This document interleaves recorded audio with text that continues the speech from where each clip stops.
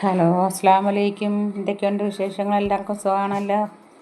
പിന്നെ ഇന്നത്തെ എൻ്റെ ഒരു പുതിയ വീഡിയോ, ഒരു റേഷൻ അരി കൊണ്ട് ഒരു ബിരിയാണി വയ്ക്കാനായിട്ടുള്ള പ്ലാനിങ് ആണ്. അതായത് ഞാൻ റേഷൻ കടയിൽ പോയപ്പോൾ എനിക്ക് പച്ചരി കിട്ടി. ഞാൻ നോക്കിയപ്പോൾ വീട്ടിൽ കൊണ്ടുവന്നപ്പോൾ അത് 2 കിലോളം പച്ചരി കിട്ടി. അപ്പോൾ ഞാൻ വീട്ടിൽ കൊണ്ടുവന്ന് നോക്കിയപ്പം അത് നമ്മൾ വാങ്ങിക്കുന്ന ചൈതന്യയുടെ അരി ഉണ്ടല്ലോ, അതുപോലെയുള്ള കുഞ്ഞരി. അങ്ങനെ അതിൽ നിന്ന് കുറച്ച് ഞാൻ എടുത്ത് വേവിച്ച് നോക്കിയായിരുന്നു. ഞാൻ വേവിച്ച് നോക്കിയപ്പം നല്ല വേവും ഉണ്ട്, ഒട്ടല ഒന്നുമില്ല. അങ്ങനെ ഞാൻ വിചാരിച്ചു എന്നാൽ ഇന്നൊരു റേഷൻ അരി കൊണ്ടൊരു ബിരിയാണി വയ്ക്കാമെന്ന്. അങ്ങനെ അതിന് വേണ്ടി ഞാൻ സാധനങ്ങളെല്ലാം, ഒരു സവാള, പട്ട, ഗ്രാമ്പു എല്ലാം എടുത്ത് വെച്ച്, എല്ലാം ഞാൻ ചരുവം എടുത്ത് വെച്ച് ചോറ് വയ്ക്കാനുള്ള പ്ലാനിങ്ങിൽ നിൽക്കുകയാണ്.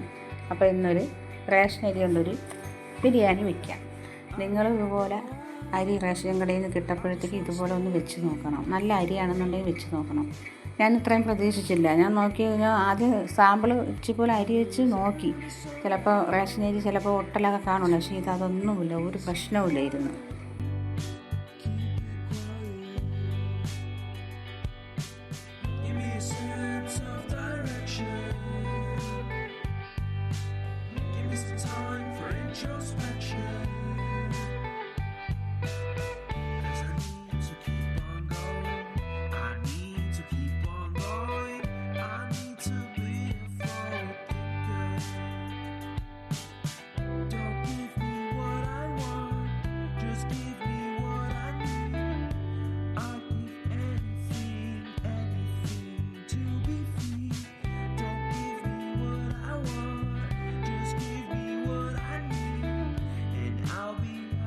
കുറച്ച് ഉള്ളി മൂപ്പിച്ചെടുക്കാം. ഇവിടെ വെള്ളം വെച്ചിട്ടുണ്ട്.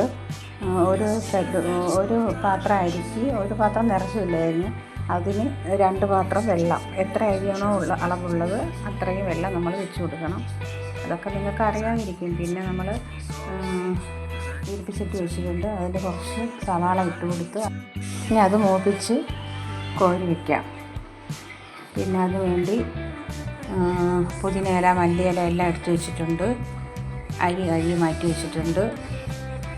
പിന്നെ അതുപോലെ തന്നെ നിങ്ങൾ ചെയ്യേണ്ടത്, ഈ റേഷൻ അരിയുടെ സ്മെല്ല് വരാതിരിക്കാൻ വേണ്ടി ചെയ്യാനുള്ളതെന്ന് നോക്കിയപ്പോൾ ഒന്നിലും വിനാഗിരി വീട്ട് കഴുകണം. അല്ലാന്നുണ്ടെങ്കിൽ പുതിനയില ഉണ്ടല്ലോ, മല്ലിയില ഇടണ്ട, പുതിനയില കുറച്ച് വെള്ളത്തിലോട്ടങ്ങ് വാരിയിട്ട് കൊടുത്താൽ അതിൻ്റെ സ്മെല്ല് പോകും.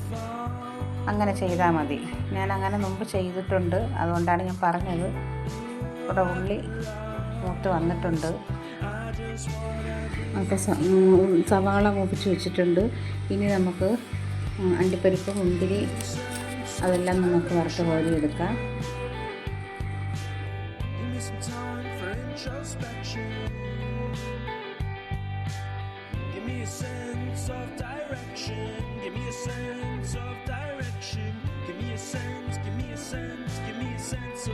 സവാള മൂപ്പിച്ച എണ്ണയിൽ തന്നെ നമുക്ക് ചിക്കൻ പകുതി വേവാക്കി മാറ്റി വയ്ക്കാം.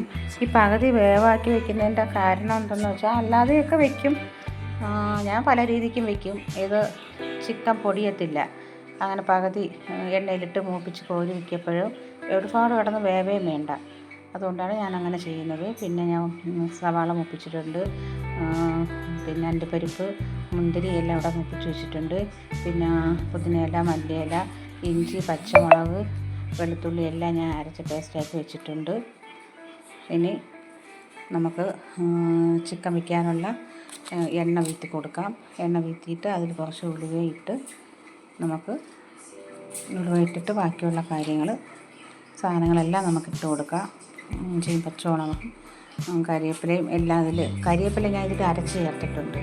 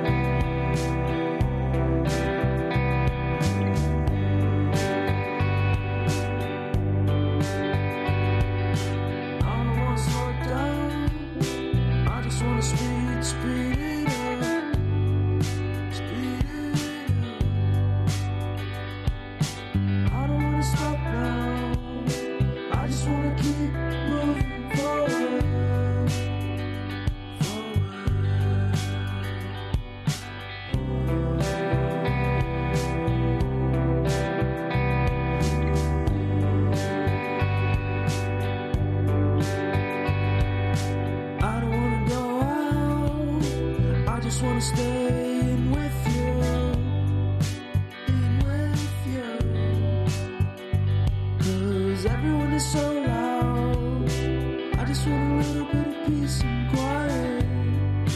Keep it quiet. Give me a sense of direction.